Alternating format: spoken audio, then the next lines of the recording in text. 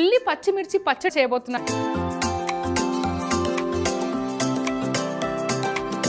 First jar తీసుకుందాము.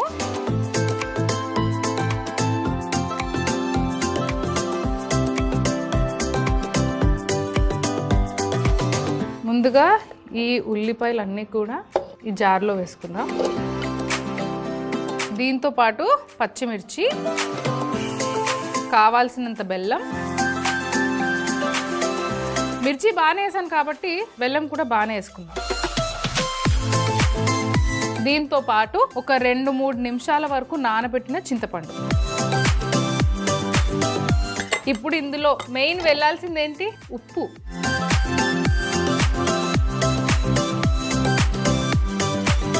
ఉప్పు తక్కువ అయినా పర్లేదండి, ఎక్కువ అవుతూనే ప్రాబ్లం.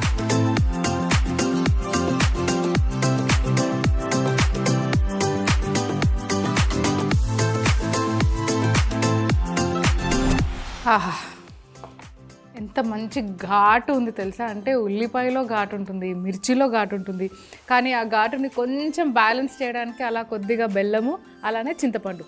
టేస్ట్ ఇంకా ఎన్హాన్స్ అవ్వడానికి ఉప్పు. ఇంకా దీన్ని మనం ఒక బౌల్లోకి తీసుకుందాం.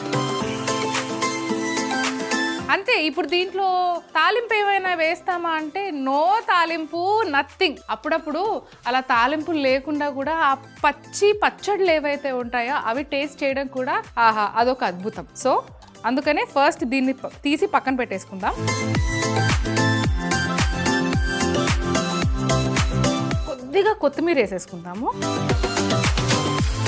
ఉల్లి పచ్చిమిర్చి పచ్చడి ఇది తయారు చేసుకునే విధానం. ముందుగా మిక్సీ జార్లో కట్ చేసుకున్న ఉల్లిపాయ ముక్కలు, పచ్చిమిర్చి, బెల్లం, నానబెట్టిన చింతపండు, ఉప్పు వేసి మిక్సీ పట్టుకొని ఒక బౌల్లోకి వేసి కొద్దిగా కొత్తిమీర వేసుకుంటే ఉల్లి పచ్చిమిర్చి పచ్చడి రెడీ.